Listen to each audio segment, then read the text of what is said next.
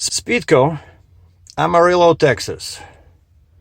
It was raining all night, and I-40 over here is all under construction, and I wanted to stop at the Petro because Petro has a shop, right? But I looked on the route, and that's westbound. Oh, sorry. Yeah, that's westbound over there. And Petro is far in the distance, but what's bad is that Petro is on the south side.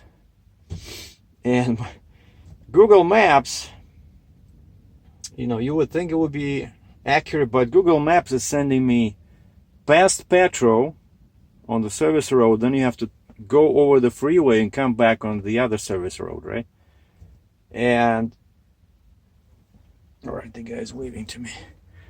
Yeah, he says I can park in there. All right, I'm sitting inside the bay. The guy pulled me forward like this so he can. He says, "Where's these bolts in the very end?" I said, "No, where the deck ends." But he seems to be capable. And before I came here, I asked him on the phone when I called. I said, "Can you please make sure?" Because he says I have sockets from 3/4 to 4-inch. And I said, no offense, but that's what the other guy said. The other shop where I went to, the guy has been doing it for 20 years, and he had sockets up to 6 inches. That's what he told me. But when I went in, the only one he did not have was 2 1/8. Like, I'm not kidding. And so I said, "Sir, would you mind checking if you really have 2 1/8 before I drive over?" Because I called them when I was at the Petro. And the Petro, they have 2 mechanics today, Saturday, but they're both on the road because that's the problem on the weekend. They make much more money when they go on the road to do emergency repairs, and so everybody leaves. I think they should leave at least one guy in the shop, but no, they're chasing the money. And they had one truck in the bay waiting, and then there was another one outside with open hood, something they were waiting for a part. So basically there were 2 trucks in front of me, right? And I didn't even ask him, can you guys do it? Because most of these truck stops, they're not very knowledgeable about. They can do small stuff, basically they can do what you're supposed to do yourself, like change a bulb, stuff like that. And I saw this SPEEDCO, and then I see that it's not just it says tires and lube, right? But this should not be complicated as long as the guy has the proper tools. And I told him, I said, you can cut this mother. I said, if you cannot open it, if you cannot unscrew it. And he says he has a big impact gun, and I told him, I said, this is what we're doing. Once you take him out, I'm gonna use my hydraulics, and I'm going to drop the deck and change the shim. I think he's already working on my trailer. And he said I don't have to use boards because he has 20-ton jacks. Cool. So that's I-40. Once I'm out of here, I'll have to go back east and catch a ram somewhere there. Actually, that's where I spend the night. I should have stopped here if I knew. But I went past to Petro, and so now another challenge we have. Oh yeah, by the way, the update. The guy tried to undo it with the impact gun. Nothing. It just, the whole thing keeps turning. And so he brought the big tank with gas, and now we're gonna be cooking with gas. He's gonna be cutting those bolts. He says first he'll try to heat them up and see if they come off. If not, I said, yeah, just cut it. And I tried to disconnect. He says, can you disconnect these hoses here at the bottom? There's 2 air hoses and 1 electric hose, and there's a bar right where these at the bottom, right where these shims are. and they're all seized, you know. I could not even turn those quick connects. No, they don't turn. I tried with my fancy 90-degree pliers, nothing. I tried spraying them with something, and I was able to get the electric plug out, and there's dirt inside at the bottom, you know.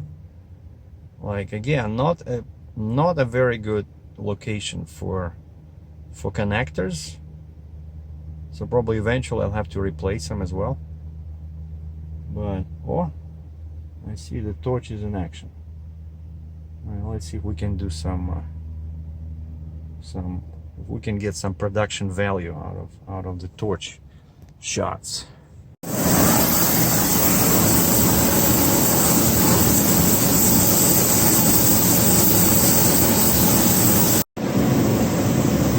Well, we're in business. This guy Warren knows what he's doing. One is out. So you have to heat it up a couple of times. And where's the bolt?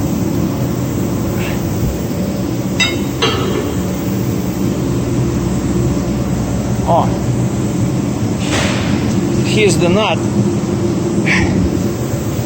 See, of course, that's why you cannot use it again. So that's what they call castle nut, right? I think. Yeah. Throw it on the floor and get it off there. Yeah. Get that off the wind deck. Bad bolt. Bad bolt. Hold on. What? Wow. Warren, you're my personal hero. And that's it. The new bolts are in. So these are the blue shims. See which are bigger over here. So they're bigger, so they'll be pushing the bogie more into the ground. So this is great for, I'm thinking, 100,000 pounds. And these bolts are much longer, so the guy had an issue, like his socket is not big enough. So he had to tighten this, half of this with the regular socket. Then we use the pipe wrench. Yeah, like that one. Right? So you know? Yeah. 2 inch. It's 2 inch. These are 2 inch. Okay, so they're not 2 and 1/8. I think those previous ones were 2 and 1/8, right? No, they were 2 inch, but they had so much rust on them. Ah, That's why you saw me hitting them with a hammer. okay. But that's the socket I used. It's a 2 inch. 2 inch, okay.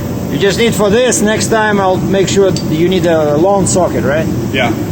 Oh, I'll have one before you come back. Oh, okay. That's how I buy my tools. Once I need it, I just go buy it. No, this is my most, typical 105,000 pounds on the deck, so I don't have to change it until I reach like 120 or something on the deck. Yeah. Then I need the bigger. They're all color coded. There's yellow was the smallest, there's blue medium, and then the red is slightly thicker. So, but yeah, it's so much work, So to replace them. Jesus. Back here, on this, is where you need to put your timbers. Over here, right? Yeah, right below this brace. That way, this can't go down and open that up again. Yeah. We don't want that. That was a bit scary. So yeah, basically what happened is we were trying to get the old shims out, and everything was, blocked. The wheels were blocked.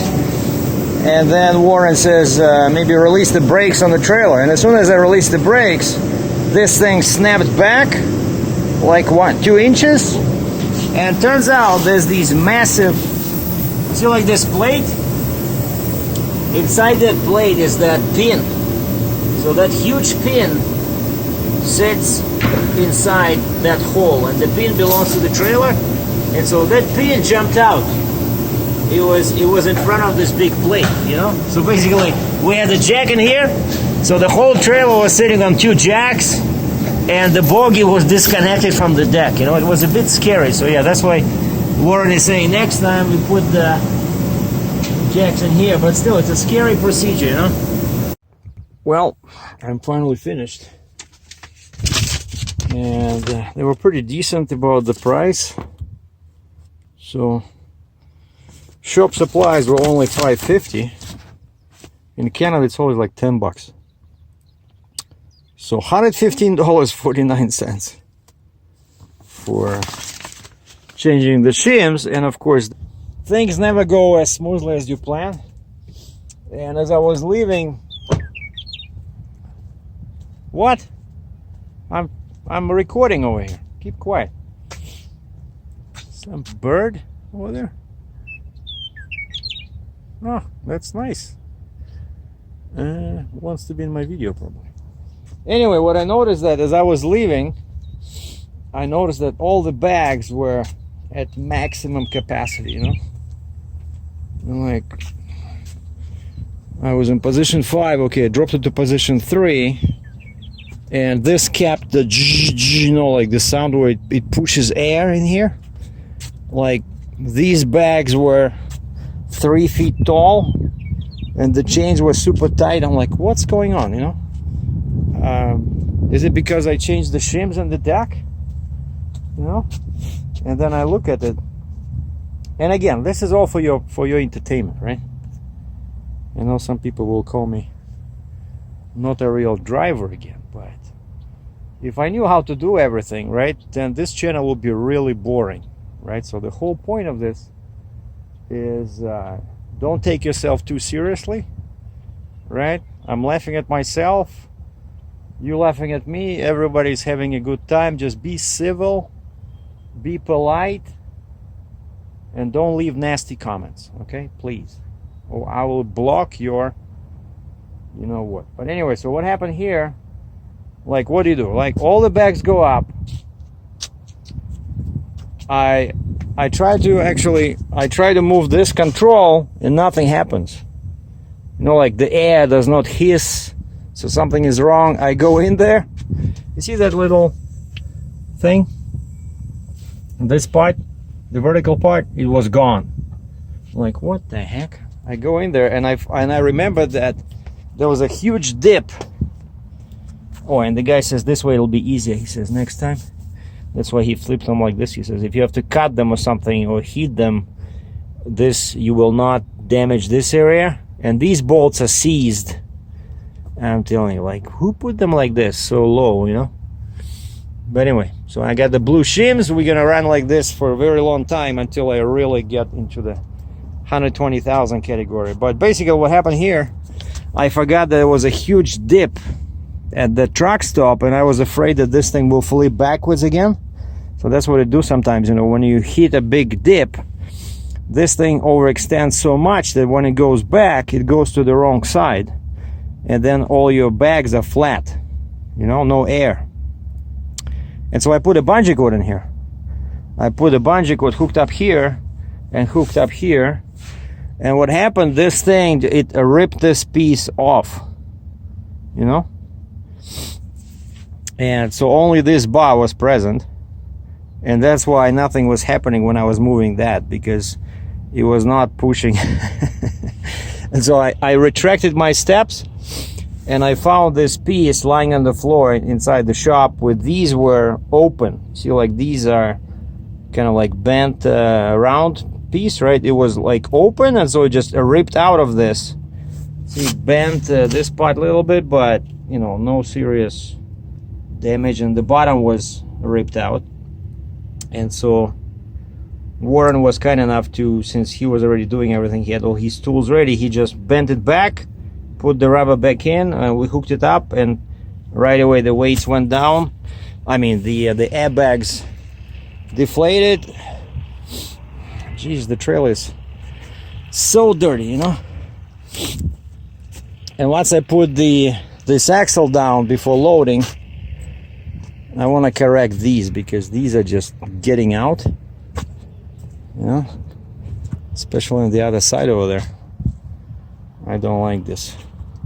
But now we have no load, so now it's fine, but I want to get rid of this. But to do that, I have to put this down and then drain the air here, so this goes down, right? So then this will open and I can push it back in, no big deal. Yeah, and another thing happened is that, you know, because I'm going to Alberta, Alberta has seasonal weight restrictions, which I looked into, but it's on their website, alberta.ca. It's a bit confusing. It says road ban in effect, and the first thing you see on the website, it says unofficial road ban list. Okay, so I look at that list before I book this load, and it's all small highways, right? It's all triple digit highways, like 575, 525. I think I mentioned this before, but my highway that I'm taking from the border, like with the low number 1, 2, 4, I'm not there. And I'm like, okay, so we should be good. So I booked this load, and then a friend of mine from Saskatchewan says,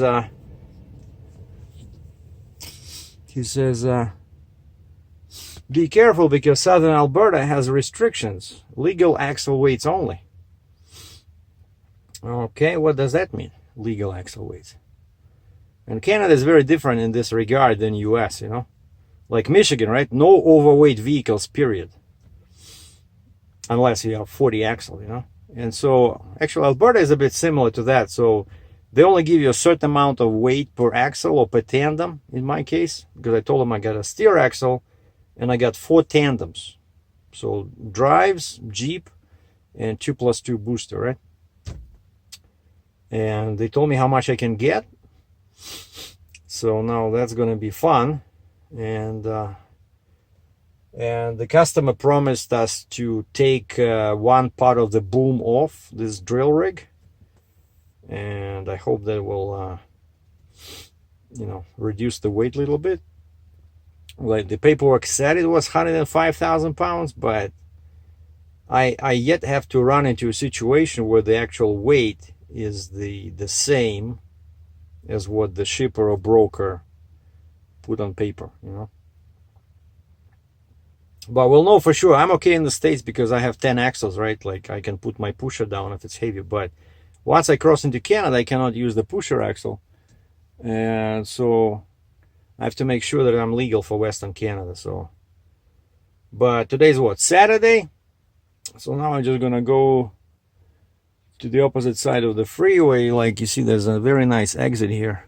Sitting behind some flatbed guy with some AC units, but there's a street there, and then you go across and you go over I-40, and there's a Flying J on the opposite side over there. I like their coffee, but I don't like their prices. It's $2.79 cash, where I fueled up one exit back at $2.39. Pilot, they're all so greedy, Same fuel, 40 cents difference. But we're gonna go grab some coffee and maybe some apple or banana or something. Maybe banana is better because it's more sanitary. Like, I'm driving and I'm listening to this non-stop coronavirus reports. Like, people have nothing else to do, it's just, and I listen to that BS, then I switch to some stand-up comedy, then I go to music, then I go back to news, and it's always the same. Testing. By the way, I thought I would even send a message to somewhere. Like, they're saying that US, such a huge country, right? They tested, 13,000 people? And I was checking Google News in Canada. You can go to newsgoogle.ca, which is Canadian, instead of newsgoogle.com. And of course, there's a bunch of stories about this because Canada has, infected people too, but not as many. And because we have this socialist healthcare free-for-all system, everything works. And US did 13,000 tests. Canada, with a population 10 times less, did 15,000 tests. It's online, it's on the news. So Canada is doing better in this regard if you believe that testing is paramount. But yeah, so they got me scared, like I'm wearing gloves entering truck stops. I'm cleaning my steering wheel because that's what I'm mostly often touching, right? And I'm just wearing these gloves, and I cannot find any sanitizer, so I'm just using this to clean my hands as often as possible, you know. And those are for outside walking. But then, you know, I'm thinking, what do you do when you want to get coffee, right? Okay, I can grab the cup with my gloved hands, but let's say if it's contaminated, right? But then I don't want to touch the lid with my gloved hand because I use the gloves to open the door to the truck stop. Let's say in theory, right, and there's a virus on the gloves now. I don't want to touch the lid of the coffee, so I still have to touch it with my hand because I'll be drinking through that, right? Like basically a situation like this, you need to have your own mug, you know. Maybe that's what I'll do. I'll go buy a mug, you know. So then you take that mug and you can wash it, right? And you know that it's clean. You wash it with soap. Unless, I was thinking about this, like, you know, but you see, like a typical scenario, you just want to buy coffee. But if you want to be real cautious, I think ideally, if you don't have your mug, what you should do is you grab that paper cup with the lid, maybe with your hands, I don't know, and then you go into the washroom and you push the door with your foot, and then you wash your hands and you wash the mug and you wash the lid with soap, and then you wait for somebody to open the door out of the bathroom, or you use your elbow or your foot, and then you go out. Now you have to grab that tap, so you put your gloves on, then you go to the register and you keep your gloves on and you use your credit card or cash to pay. It's awful, you know, but I can tell you that I've been driving so long, right, all the way from Ontario, and now I'm in Amarillo, Texas. I did not see any panic, like there's no people on the streets, you know, nobody's robbing any stores. So the only sign of this health crisis that I saw was when I went into Walmart in Effingham, Illinois, and I saw empty shelves in the kitchen and bathroom department, you know, where toilet paper is supposed to be. There was a bunch of paper towels. For some reason, people don't panic about paper towels, but they do panic about toilet paper, you know. You would think that paper towels are more important because now you have to wash your hands 20 times a day, you know. So anyway, that's my report for Saturday. So now I gotta start driving. I'm very late. It's already what, like, I don't know, 11 o'clock local time? Hold on. So I don't think I'll do I wanted to do like at least 400 miles because I'm about 800 miles from Las Vegas and now it's 11:25. So let's say I go grab something to eat, some coffee, and we start driving. So let's say 12 o'clock. So you see, if I can do maybe 360 miles today, I'll be lucky. Then I'll do 500 tomorrow. No big deal. But yeah, I want to be in Las Vegas Sunday night, shut down. And and one more thing I started doing besides wearing gloves now, I prefer to do a takeout. You know, you go inside the truck stop, you don't want to sit there, you just grab something, you know, in a tray, in a carry out, you know, thing, and then you just go and you eat inside your truck. But the problem is my computer does not charge very well inside the truck, so I often prefer to go to a coffee shop or restaurant to charge it through the 110 volt plug, because I don't like those inverters. They always burn my fuses. So the plan is to be in Las Vegas tomorrow, Sunday night, and I'm gonna take 24-hour reset for Canada, because it's required. After 14 days you must have you must show 24 hours off in the preceding 14 days. And now I've been driving like almost a week to Las Vegas, and I don't know, maybe it'll take another week to get to Canada, and I don't want to be stuck in there where all of a sudden my log says you don't have any driving time. And so that's why I want to do it in Las Vegas. Get ready, And then they told me I have to be Tuesday in one of these, storage yards. So I think they're gonna move my machine from the actual ConExpo to one of these storage yards. I have the address. I got the phone numbers of the two guys that are gonna be helping me. But yeah, it's gonna be big. It's gonna be a big machine because it has all the boom is connected and it's very long, so it's gonna be sticking out. I'll be driving with escort, so we're gonna do some video, with a CB radio, talking to escorts. It's gonna be fun. This is I-40 in New Mexico. I already see mountains. Yesterday was much warmer. Today started a bit chilly, but now we have, it was plus 18 Celsius, now we have plus 14, which is, I think, about 53, 54 F.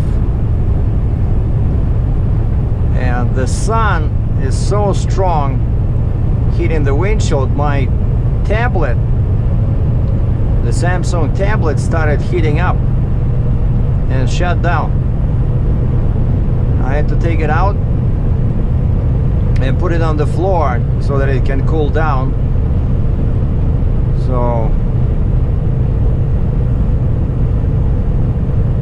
I'm about 10 minutes east of my next stop. I'm gonna stop at the TA, Travel Centers of America, in the town called Moriarty, New Mexico. Exit 194 off I-40 West. And it's already 6:23 p.m. local time, but the sun is, I don't know, still very high. Because I wasted so much time with the shim changing, and I want to be in Las Vegas tomorrow night. I don't know, I might need to do another hour and a half of driving after this stop. If I don't do that, then tomorrow I'll have to drive 600 miles to Las Vegas, which I know I can do. Like, that's 1,000 kilometers, but it'll take me like 10 hours. So I can get up real early, like get up at 5 o'clock and start driving, because I don't have a load. I'm not limited to daytime driving only, so we'll see. But actually it feels like I already want to shut down, but I only drove, what, like 6 hours today? That's not good. So we'll see. And at the last stop, the Flying J, I found baby wipes. The last one, there was like 3 packs. No hand sanitizers anywhere. So I bought baby wipes because they kill bacteria, they kill viruses. And I got some bathroom cleaner. I used Greenworks before. Now I have this called Orange, which I think it's still helpful, to keep your cab clean, because over here there's lots of dirt on my door, and the steering wheel now feels much nicer. And so I have baby wipes, and now I'm wearing gloves when I go inside the truck stop. And the only thing I'm still confused about, I thought it was a good thing to use your own mug, but a friend of mine just called me. He says a trucker he knows told him that he goes inside a truck stop, and there's they have signs, no reusable mugs, because they have no idea what you're bringing in. And the idea behind having your own mug was that I can wash it, right? I go inside and I can wash the lid with the soap. So this way I know it's clean, and then I use my gloved hands to open, the door, or use a piece of paper or something, so I know it will be clean. But these other people, right, they don't trust you. They think maybe you're infected, So For them it's better that you use their cups, but for me, I have no idea who was touching them, especially the lids. So basically, if I run into a place where they don't allow reusable cups, I'll just bring my baby wipes and I just wipe the lid and the cup. So it's crazy. But over here, I don't see people taking any precautions. I was inside Denny's, sanitized my table, was wearing left glove when I was leafing through the menu because it's all plastic, dirty. I don't want to touch it. But all these servers, none of the servers were wearing any gloves. I think they should. No masks, no gloves. People are handling money with their bare hands. I was using my gloved hand even to get my wallet and get the cash out. That's why this infection, you know, spreads so fast, because people don't care.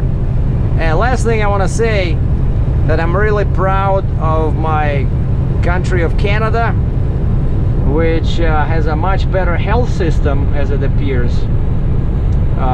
Specifically for this type of, it's not the best because sometimes you have waiting lines, even though it's free, but you can die waiting for the operation because there's so many people in front of you. That's the problem with this socialist, you know, health system in Canada. But because it's all centralized, it's equipped much better for epidemics and pandemics. And a tiny country like Canada was able to do 15,000 tests as of yesterday, compared to what, 11, 12,000 in the States, whereas the States is, I don't know, 10 times bigger, and the healthcare is supposed to be the best in the world. So Canada is leading in this regard. And for now, they don't have any bans for Canadians, but they ask people to avoid unnecessary international travel. And of course, I'm Canadian inside US. I'm like afraid to think what might happen if they, you know, if when I try to enter Canada, they tell me, hey, you gotta self-quarantine for 14 days because you were in the States, you might have been exposed. And then I'm screwed, you know. I gotta deliver this load, get the money so I can pay my bills. So that's the complication with this virus situation, that everything is so unpredictable. But yeah, basically I try to spend more time inside the truck. That's good that, you know, I work alone, so the risk is minimum. Just keep everything clean, wear gloves when going inside, do more takeouts, and I have this protein powder that all I need is water, and I can create my own protein shake. And I got my own tea, so I can just grab you know, the cup and get some hot water and, you know, sanitize the lid, and I can do the tea instead of coffee. So I'm treating this very seriously, you know, I'm telling you. And I'm wearing gloves everywhere I go, and then I clean up my phone at the end of the day, because people say that's another thing that can be very dirty. So guys and girls, please pay attention. This is not a joke. Just, you know, keep your hands clean, don't touch your face, and stay at least 6 feet away from other people.